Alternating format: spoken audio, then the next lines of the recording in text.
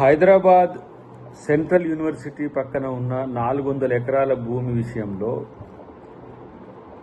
BJP బీఆర్ఎస్తో పాటు కొన్ని వాటి అనుబంధ సంఘాలు చేస్తున్న రాద్ధాంతం ఏదైతే ఉందో అది రాజకీయ ప్రేరేపితమైందనేది కాంగ్రెస్ పార్టీ యొక్క ఆలోచన, ప్రభుత్వం యొక్క ఆలోచన కూడా.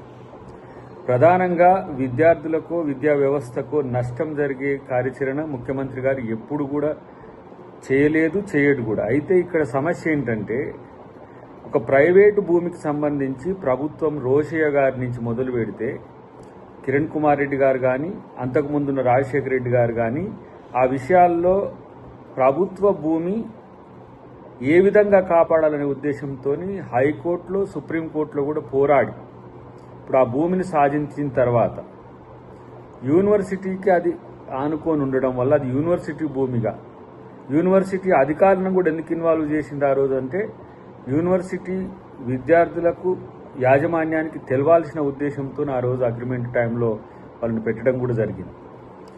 అయితే ఇక్కడ ఉన్న పరిస్థితిని మిస్లీడ్ చేయడానికి కొంతమంది చేస్తున్నారు. ముఖ్యంగా బీజేపీ తన అనుకూలమైన మీడియా ప్రాపగండా కోసం, కొంత మెయిన్ స్ట్రీమ్ మీడియా కూడా బీజేపీ ప్రాపగండా కోసం ఉపయోగపడుతున్న తీరు సిగ్గుచేటు.